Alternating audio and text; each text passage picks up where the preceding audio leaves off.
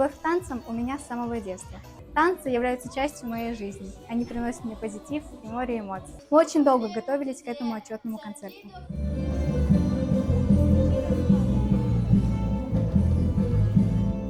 Men Seyitili ansamblini peyda olğanından beri xatlayım. Biz Lütfi hocamızı pek seviyoruz ve onun icadını hatırlayımız.